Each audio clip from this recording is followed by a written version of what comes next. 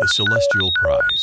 The acrid stench of laser fire and spilled drinks permeated the shadowy corners of Nexus Station's most notorious establishment, the Broken Orbit. Rook Valen leaned against the scratched metal bar, his weathered combat jacket concealing the array of weapons strapped to his lean frame. His dark eyes, enhanced with tactical implants that glowed amber in the dim light, scanned the crowded room with practiced vigilance. "Another successful hunt, I see," rasped Jintu, the six-armed Valerian bartender, sliding a glass of amber liquid toward Rook. The bounty on that Talaxian smuggler was substantial. Rook knocked back the drink in one swift motion. "Not substantial enough," he muttered, tossing a credit chip on the counter. "My ship needs repairs that'll cost triple what I earned." The truth was more complicated than simple repairs. His younger brother Darius was trapped in a labor contract on the mining moon of Helios 9, and Rook needed another 15,000 credits to buy his freedom. Each mission, each dangerous hunt brought him closer, but never close enough. "Perhaps I can help with that," came a silky voice from behind. Rook turned to find Governor Tannhauser, the imperial representative for this sector, standing with his usual contingent of guards. Tall and elegant in his pristine white uniform, Tannhauser's aristocratic features couldn't quite hide the cruelty in his pale eyes. "I'm not interested in imperial contracts," Rook said, turning back to his empty glass. Tannhauser smiled thinly. 20,000 credits. One simple retrieval mission. Despite himself, Rook's attention sharpened. That amount would free Darius with money to spare. "What's the catch?" "No catch. Just transport a package from the detention level to my private compound." Quietly. Hours later, Rook found himself in the sterile corridors of Nexus Station's detention block, his clearance codes, courtesy of Tannhauser, bypassing every security checkpoint. Something felt wrong about this mission, but 20,000 credits wasn't an opportunity he could pass up. The detention officer, a bored-looking human with a cybernetic eye, barely glanced at his credentials before leading him to a high-security cell. "Governor's been keeping this one separate from the general population," the officer remarked. "Valuable merchandise, apparently."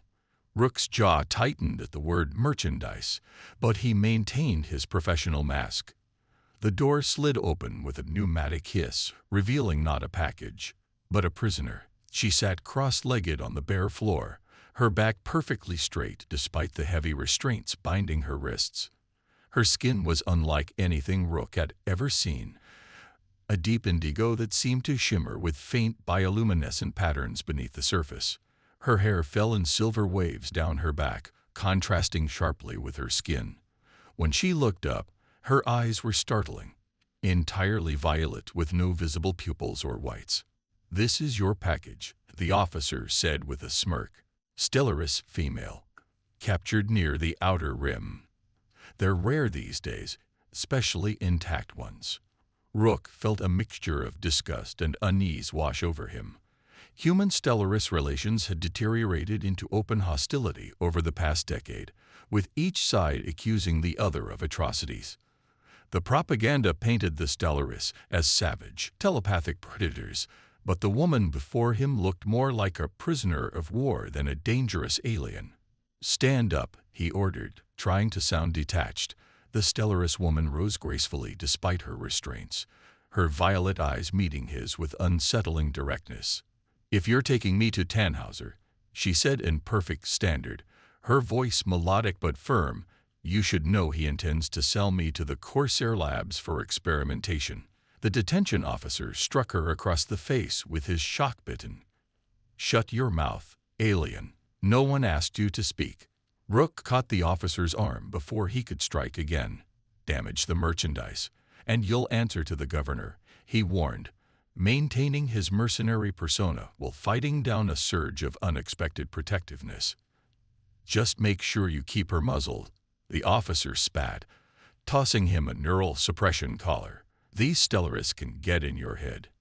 Rook took the woman by the arm, his grip firm but not cruel, and led her from the cell. She moved with a fluid grace that belied her captivity, her head held high despite the circumstances. "I won't wear your collar," she murmured when they were alone in the corridor.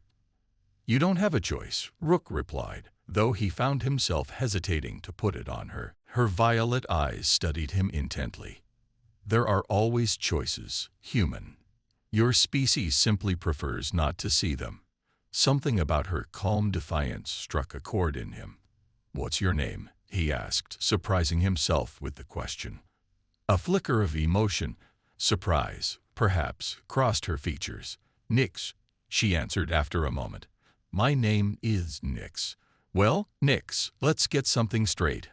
I'm delivering you to Tannhauser because I need the credits. What happens after that isn't my concern."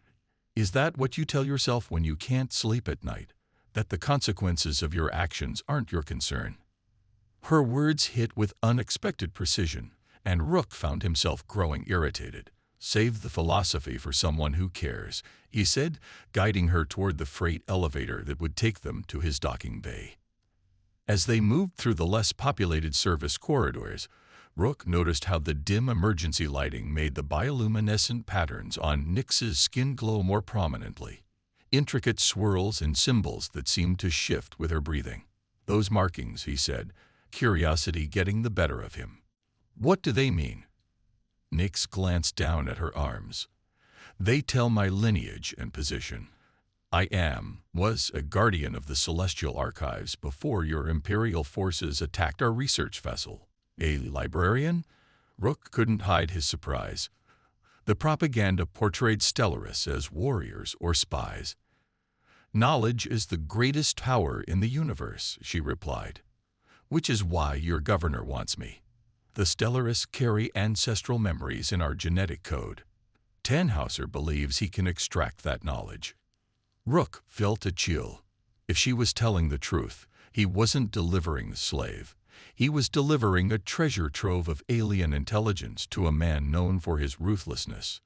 They had almost reached his docking bay when the station's alarm system suddenly blared to life. Red emergency lights bathed the corridor as an automated voice announced a security breach. "This isn't about us," Rook muttered, pulling Nix into an alcove as a squad of security officers ran past. "It is," she contradicted calmly. "My people have come for me." As if on cue, an explosion rocked the distant end of the corridor. Through the smoke emerged three figures with the same indigo skin as Nix, their movements fluid and coordinated as they engaged the station's security forces. "We need to move," Rook hissed, dragging Nix toward his ship. He didn't want to be caught in the crossfire of a Stellaris rescue mission. But Nix resisted, her strength surprising him. "Release me," she demanded. "Let me go to my people." "And lose my 20,000 credits." "Not a chance." Her violet eyes narrowed. "What if I offered you more? Not just credits, but technology your kind hasn't even imagined." Before Rook could respond, a stray blast from the firefight struck the wall near them, showering them with sparks. Acting on instinct, he pulled Nix to safety, shielding her with his body. In that moment of contact, something extraordinary happened. The luminescent patterns on her skin flared brilliantly, and Rook felt a sudden rush of images and emotions flooding his mind. Glimpses of vast crystal cities among the stars, the weight of ancient knowledge, and an overwhelming sense of purpose. He staggered back, breaking contact, his head spinning. What was that?" "A fraction of what I offered," Nix said softly. "A glimpse of truth." Rook stared at her, his worldview shifting beneath his feet. Everything he thought he knew about the Stellaris, everything the propaganda had taught him, crumbled in the face of that brief connection. The decision that would change his life forever formed in an instant. He reached for her restraints, fingers working quickly to release the locks.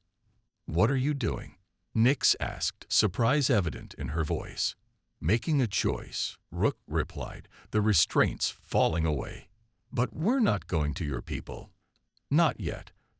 There are Imperial troops between us and them." "Then what do you suggest?" Rook's amber eyes gleamed with newfound resolve. "My ship," We'll find another way out." He hesitated, then added, "I still need those credits for my brother, if your offer was genuine." A small smile curved Nix's lips. "Help me escape Tannhauser, and I'll ensure your brother's freedom." The Stellaris honor their debts. As the sounds of battle intensified behind them, Rook led Nix toward his ship, no longer as captor and prisoner, but as unlikely allies. Whatever came next, he knew with absolute certainty that his life would never be the same. What had begun as a simple retrieval mission had become something far more complex, a choice that might reshape the very stars themselves. Whispers of revolution. The Horizon Seeker lurched as it broke atmosphere, alarms blaring throughout the cramped cockpit. Rook's hands flew across the controls, his amber implants glowing intensely as they interfaced with the ship's systems. Beside him, Nix watched with silent fascination, the bioluminescent patterns on her indigo skin pulsing in rhythm with the ship's erratic movements. "They're locking weapons," Rook muttered, banking the ship sharply to avoid the incoming fire from the Imperial patrol vessels. "Tannhauser doesn't give up easily.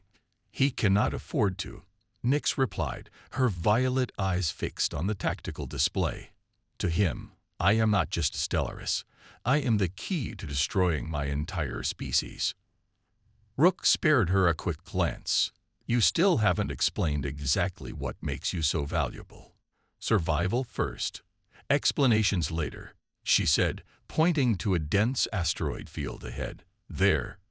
The mineral deposits will confuse their scanners." Despite his reservations about taking navigation advice from a prisoner he just met, Rook guided the ship into the treacherous field. The Horizon Seeker wasn't the newest vessel in the galaxy, but its modified engines and slim profile made it unnervingly agile. As they weaved through the floating rocks, the distance between them and their pursuers gradually increased. "We've bought ourselves some time," Rook announced, setting the ship on autopilot once they reached the field center. He swiveled his chair to face Nix directly. "Now talk. What does Tannhauser want with you that's worth sending half the Imperial fleet after us?" Nix's luminescent patterns dimmed slightly as she collected her thoughts. "I told you I was a guardian of the Celestial Archives. What I didn't tell you is that I am also Vaisha, a memory keeper." She held up her arm, drawing attention to the intricate patterns flowing beneath her skin. "These are not merely decorative. They are living data, genetic memory passed down through generations. The Stellaris evolved to store our collective knowledge this way after our homeworld was destroyed millennia ago. And Tannhauser wants to, what? Download your memories." A shadow crossed her face. "Corsair Labs has developed technology to extract and decode our genetic memory. The process is fatal to the donor, but it would give the Empire access to Stellaris technology far beyond current human understanding, including the coordinates of our hidden colonies and refugee fleets." Rook felt a chill run down his spine. "Genocide." "Precisely." Nix's violet eyes met his. "Now do you understand why my people came for me? And why Tannhauser will not stop hunting us?" Before Rook could respond, the ship's proximity alert wailed. A massive vessel had emerged from hyperspace directly above the asteroid field, an Imperial dreadnought, its sleek black hull bristling with weapons. "That's not a patrol ship," Rook hissed, his hands returning to the controls. "That's the Imperator, Tannhauser's personal flagship. We cannot outrun that," Nix stated calmly. "No," Rook agreed, already plotting the new course. "But I know someone who might help us. Someone who hates the Empire as much as your people do." The coordinates he entered led them to Deimos Station, a sprawling settlement built into a hollowed-out moon at the edge of controlled space. Here, the Empire's reach was tenuous at best, its laws more suggestion than rule. As they approached, Nix pressed her face to the viewport, taking in the chaotic jumble of structures that formed the station. "Your people have an interesting approach to architecture," she observed. Rook smiled despite himself. "This isn't architecture, it's desperation." Everyone here is running from something, including your friend. Especially my friend. They docked in a lower-level hangar, away from the official landing pads and the scrutiny they invited. Rook secured the ship and retrieved a hooded cloak for Nix from his limited supplies. "Cover yourself," he instructed. "Your skin is too distinctive." With Nix disguised and his own weapons concealed but accessible, Rook led them into the station's labyrinthine corridors. The air was thick with the mingled scents of exotic foods, mechanical oil, and unwashed bodies. All around them, species from across the galaxy haggled, argued, and conducted the business that existed in the shadows of imperial law. "Who are we seeking?" Nix asked, staying close to avoid the jostling crowd. "Veronique Winters," Rook replied. "Former Imperial intelligence operative who saw too much and decided to disappear. If anyone can help us evade Tannhauser, it's her." They wound their way deeper into the station, eventually reaching a seemingly abandoned maintenance section. Rook approached a rusted door with no visible controls and knocked in a precise pattern. After a moment, a small scanner extended from the wall, sweeping a red light over Rook's face. The door slid open with a reluctant groan, revealing a compact but sophisticated operations center. At its heart sat a woman with close-cropped gray hair and cybernetic enhancements running from her temple down her neck. Veronique Winters, looking decidedly unimpressed. 4 years of silence, and now you show up with an Imperial fleet on your tail, she said, her augmented eye focusing on Nix. "And a Stellaris, no less. You always did know how to make an entrance, Valen." "Good to see you too, V," Rook replied. "We need help." Clearly, Veronique stood, her movements betraying the military precision of her former life. "You've picked a fight with Oliver Tannhauser himself. His bounty transmission is lighting up every channel from here to the core worlds." She activated a holographic display showing Rook's face alongside a substantial reward. Below it was an image of Nix, the bounty for her capture 5 times higher. "Dead or alive for you," Veronique noted, glancing at Rook. "But the Stellaris must be delivered alive and undamaged." She turned her penetrating gaze to Nix. "What makes you so special, I wonder?" "She's a memory keeper," Rook explained before Nix could speak. "Tannhauser wants to extract Stellaris secrets from her brain." Veronique's expression darkened. "Corsair Labs," she muttered. "I've seen their handiwork. Not pretty." She studied them both for a long moment before sighing. "You can stay here tonight. Tomorrow we'll figure out how to get you off station without being detected." As night cycle descended on Deimos Station, Rook found himself unable to sleep. He sat cleaning his weapons in the small room Veronique had provided, his thoughts a chaotic tangle of concerns. About his brother still trapped on Helios 9, about the Imperial forces surely closing in on their location, about the enigmatic Stellaris woman just a wall away. A soft knock interrupted his thoughts. Nix entered without waiting for permission, her hood pushed back to reveal her luminescent features in the dim light. "Your thoughts are troubled," she said, sitting across from him. "They echo like whispers in adjacent space." Rook set down his disassembled pulse rifle. "Are you reading my mind?" "No, but strong emotions create ripples that my kind can sense."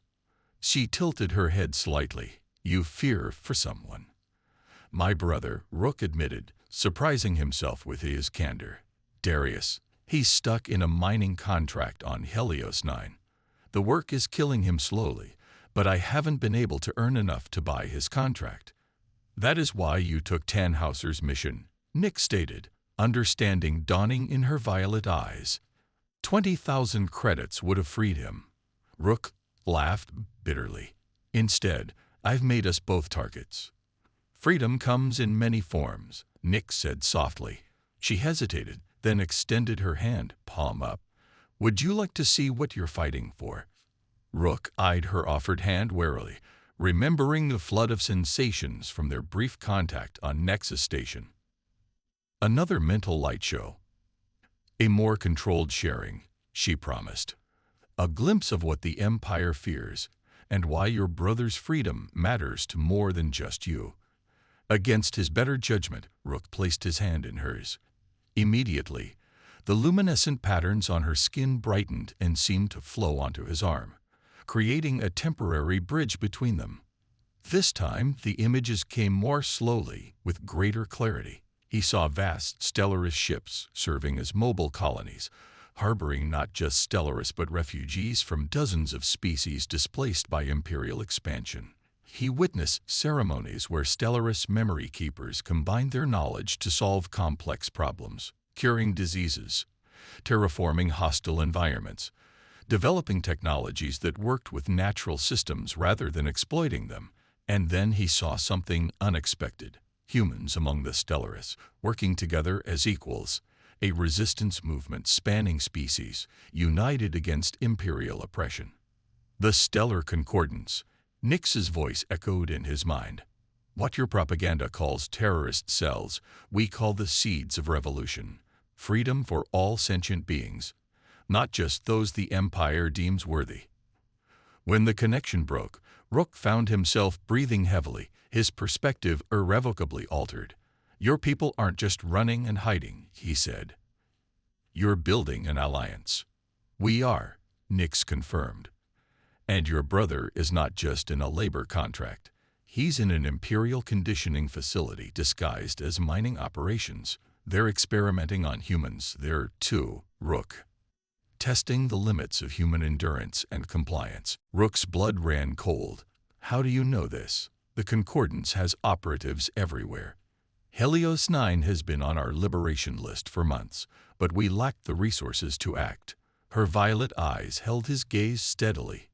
Help me return to my people, and I promise you, we will free your brother and all the others imprisoned there. Before Rook could respond, Veronique burst into the room, her expression grim.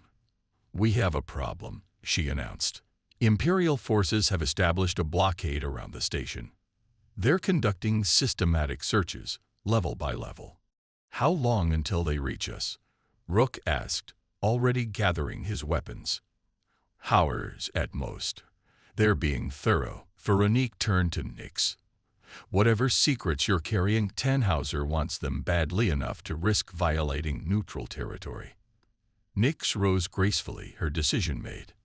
Then we must give him something else to chase, something valuable enough to draw his forces away from the station. What did you have in mind? Rook asked, recognizing the determined set of her jaw.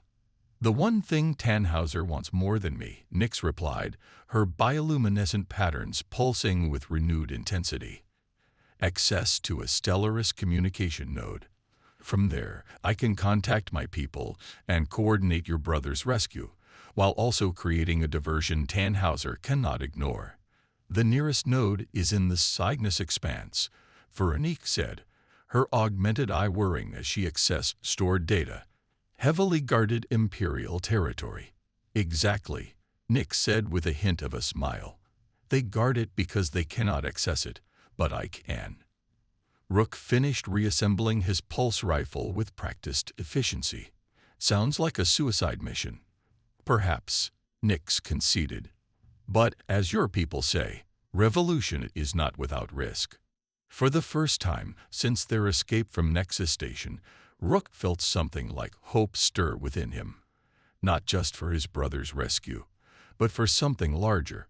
A purpose beyond mere survival. He said, turning to Veronique, we're going to need a very fast, very quiet ship. A slow smile spread across the former operative's face. I might know just the one. As they prepared to depart, Rook caught Nix studying him with those otherworldly violet eyes. You've changed your mind about me, she observed. Let's just say I'm reevaluating my position on interspecies cooperation. Rook replied, checking the charge on his weapons, one suicide mission at a time. The whisper of revolution had taken root, and there would be no turning back.